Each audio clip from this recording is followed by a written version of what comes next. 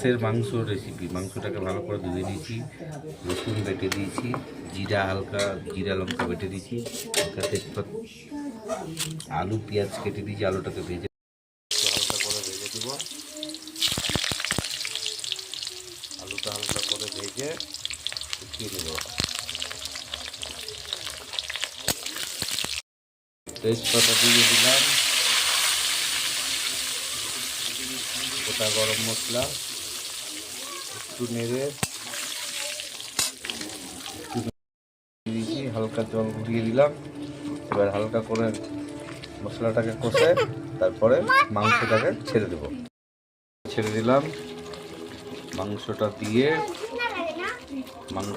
দিলাম। এবার হালকা করে ভালো করে কষে মশলা। হাঁসের মাংস রেসিপি কমপ্লিট।